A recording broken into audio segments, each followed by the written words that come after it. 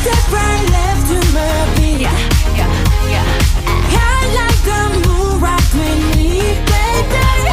Know that I got the heat. Let me show you 'cause talk is cheap. A side step right left to my beat. Get it? Assalamualaikum warahmatullahi wabarakatuh. Saya Della Juliana dari Prodi Ilmu Komunikasi. Saya akan menyampaikan materi bahasa Indonesia dari bab 1 sampai 4. Bab 1 ada hakikat bahasa Indonesia.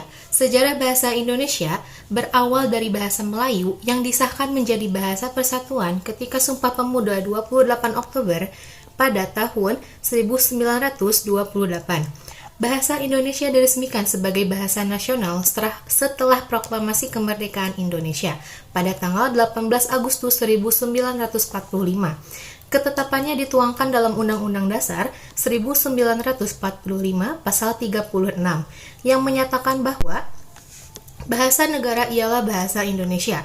Perkembangan bahasa Indonesia didorong oleh kebangkitan nasional.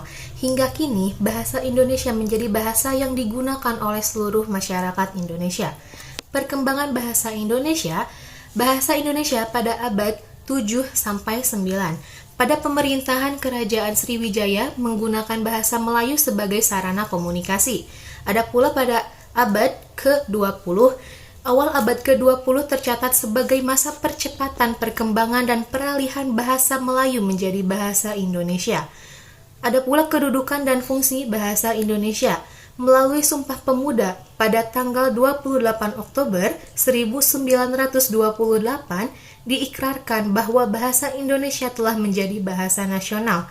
Dinyatakan bahasa Indonesia sebagai bahasa nasional melalui momen bersejarah itu dengan mulus dapat persetujuan dari khalayak bangsa karena bahasa yang dimaksud pada hakikatnya adalah bahasa Melayu dan sebagaimana kita ketahui bahwa sebelumnya bahasa Melayu telah berabad-abad dijadikan sebagai wahana komunikasi bersama atau lingua franca di antara suku bangsa di Nusantara. Ada pula fungsi bahasa Indonesia sebagai bahasa nasional dan negara. Bahasa Indonesia memiliki fungsi lambang kebanggaan nasional, lambang identitas nasional, alat pemersatu berbagai masyarakat yang berbeda latar belakang sosial budaya dan bahasanya, dan sebagai alat perhubungan antar budaya dan antar daerah. Ada pula variasi bahasa. Menurut Aslinda adalah bentuk-bentuk bagian atau varian dalam bahasa yang masing-masing memiliki pola yang menyerupai pola umum bahasa induksinya. Nah, varian bahasa terbagi menjadi 6 macam, yaitu bahasa resmi dan tak resmi, bahasa dialektikal, bahasa terpelajar, bahasa bidang khusus, bahasa baku dan tidak baku, dan bahasa baku tulis dan baku lisan.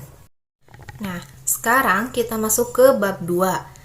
Di bab 2 ada ejaan yang disempurnakan di Indonesia sebelum dan sesudah kemerdekaan. Ada sejumlah ejaan yang pernah berlaku.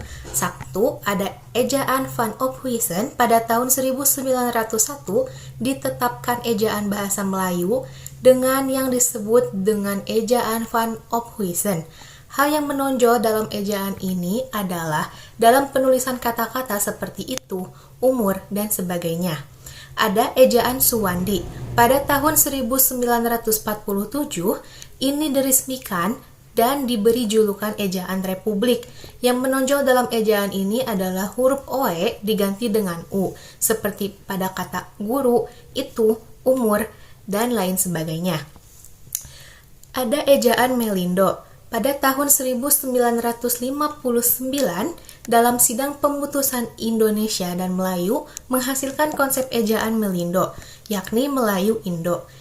Ada keempat ejaan bahasa Indonesia yang disempurnakan atau EYD.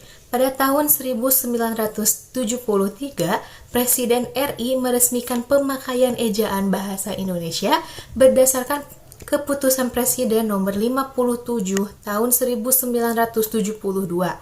Ada 4 hal pokok dalam peraturan menteri terkait dengan ejaan, yakni pemakaian huruf, penulisan kata, kata turunan, gabungan kata, suku kata, kata depan, di, ke, dan dari, partikel, dan singkatan dan akronim. Ada pula angka dan bilangan. Bilangan dapat dinyatakan dengan angka atau kata, sedangkan angka dipakai sebagai lambang bilangan atau nomor. pemakaian tanda baca, tanda titik, tanda koma, tanda seru, tanda elipsis, tanda petik tunggal, tanda kurung siku, tanda garis miring, tanda penyingkat atau apostrof, dan penulisan unsur serapan. Dalam perkembangannya, bahasa Indonesia menyerap unsur dari pelbagai bahasa, baik dari bahasa daerah maupun dari bahasa asing, seperti Sanskerta, Arab, Portugis, Belanda, Cina, dan Inggris.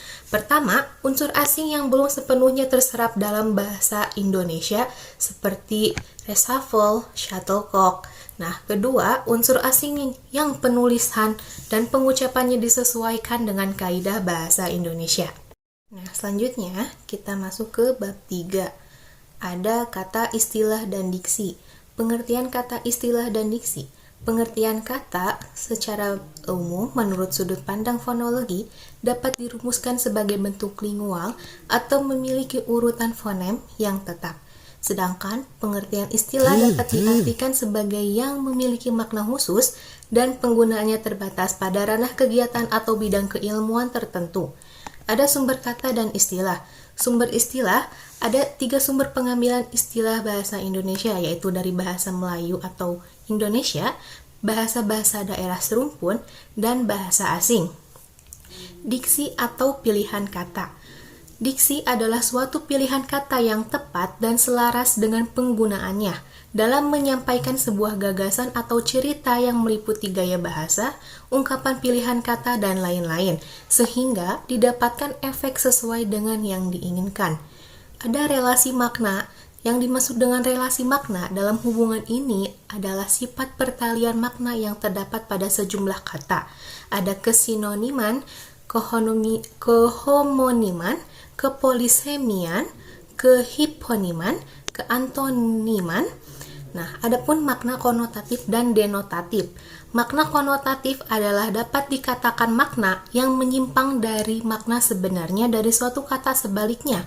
Sedangkan denotatif adalah makna dasar atau makna umum. Makna kiasan tidak diperoleh dari bentuk hurufnya, melainkan melalui konteks penggunaannya. Bentuk-bentuk bermakna kias seperti itu disebut juga idiom.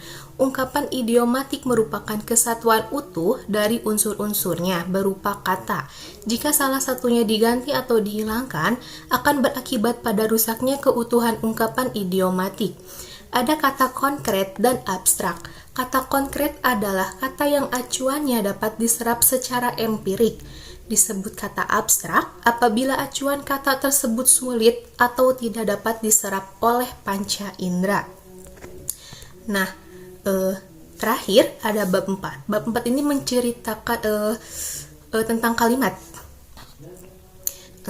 Kalimat lazim didefinisikan sebagai satuan bahasa yang disusun oleh kata-kata yang memiliki makna yang lengkap. Ada pula unsur-unsur kalimat. Sebuah kalimat terdiri atas beberapa unsur. Ada unsur-unsur itu meliputi subjek, predikat, objek, dan pelengkap serta keterangan. Ada pula jenis kalimat. Kalimat dapat diklasifikasikan ke dalam beberapa jenis. Kalimat tunggal dan kalimat majemuk, kalimat lengkap dan kalimat tidak lengkap, kalimat inversi dan kalimat permutasi. Ada pula kalimat efektif. Kalimat efektif adalah kalimat yang secara tepat mewakili gagasan atau pikiran penulis. Ada pula syarat kalimat efektif. Nah, persyaratan kalimat efektif yaitu kalimat efektif harus gramatikal, kalimat efektif harus lugas, kalimat efektif harus memperhatikan aspek penekanan atau pemfokusan, dan kalimat efektif harus sejajar. Nah, sekian pembahasan saya.